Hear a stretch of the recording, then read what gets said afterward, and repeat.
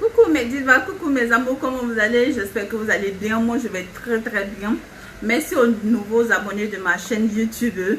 Merci aux divas qui me suivent de partout dans le monde. Merci, bienvenue aux nouveaux abonnés et merci d'activer aussi la cloche de notification pour que vous puissiez recevoir les vidéos à chaque fois que je vais publier une vidéo. Aujourd'hui, je fais cette vidéo, mes divas. C'est pas pour parler d'un autre produit et tout, mais c'est concernant la vidéo précédente, en fait, la vidéo que j'ai fait. Pour celles qui n'ont pas regardé la vidéo, je vais vous mettre le lien. C'était sur comment faire les savons éclaircissants chez soi à la maison. Donc, un savon éclaircissant simple, facile à faire. Je viens pour répondre à certaines questions. Certaines divas qui me posent les mêmes questions que je réponds.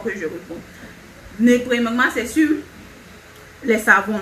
Elles se demandent, vu que le savon est un peu pâteux, comment faire? S'il faut les conserver au frigo, c'est vrai que je n'ai pas dit cette partie, s'il faut conserver le savon au frigo pour pouvoir durcir avant de l'utiliser, qu'est-ce qu'il fallait faire? Déjà, les savons, vous n'avez pas besoin de le conserver au frigo. Parce que quand vous allez le faire, quand vous allez le déposer une nuit, le lendemain, vous allez voir que ça a durci. C'est que j'ai insisté dessus dans la vidéo et j'insiste encore dessus. Arrangez-vous à bien malaxer le savon. Pour que, vu qu'il y a eu 4 différents savons avec des produits, pour que ça puisse vraiment bien se mélanger. Et pour que les sérums et puis les concentrés qu'on a mis dedans puissent bien se mélanger en fait. C'est tout, donc malaxer bien le savon. Le reste, ne vous souciez pas du reste. Si, est-ce que ça va durcir autre? Ne vous inquiétez pas, quand vous allez déposer une nuit, le lendemain matin, quand vous allez prendre le savon pour l'utiliser, vous allez voir que c'est devenu dur en fait. Donc pas besoin de le conserver au frigo et quoi d'autre, non. Maintenant, la deuxième chose, les divas de teint ébène qui demandent, diva, et nous nos savons, et nous, vous nous avez oublié tout et tout, tu nous as oublié tout et tout. Je viens pour dire aux divas là que je ne vous ai pas oublié. J'ai répondu en fonction de la demande. Je sais qu'il y a beaucoup en fait qui veulent ce genre de savon là. Il y aura des savons pour teint noir, pour teint marron, pour teint ébène, pour teint vraiment métissé, pour teint blanchissant, je veux dire. Donc ne vous inquiétez pas, on va par ordre. C'est en fonction de la demande. Et cette fois-ci, il y avait beaucoup de questions qui revenaient sur les savons éclaircissants. Comment faire les savons éclaircissants à la maison? Dis-moi quel type de savon on peut prendre pour faire qu'est-ce que. Donc, c'est pourquoi j'ai fait cette vidéo. Donc, il y aura des vidéos à venir sur même les crèmes de corps, les crèmes de visage, le lait, les sérums et tout. Donc, ne vous inquiétez pas. Maintenant, la troisième chose, en fait, c'était sur les types de savons et les types de sérums. Je vous dis que ici, moi, je suis en Afrique. Alors qu'il y a des divas qui ne sont pas en Afrique, il y en a qui sont en Europe, il y en a qui sont aux États-Unis et partout. Vous allez prendre sur le marché les savons auxquels vous avez accès.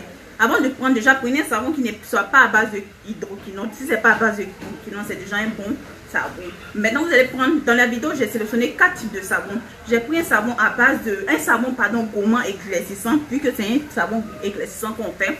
J'ai pris un savon à base de carottes. J'ai pris un savon à base de papaye.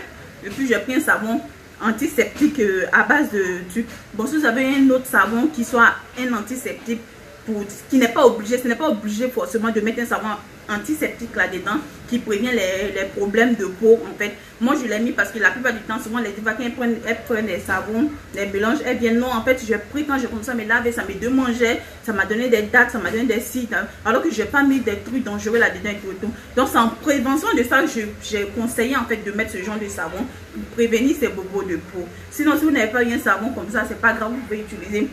Vous pouvez remplacer ça par un savon à base de vitamine C ou quoi d'autre.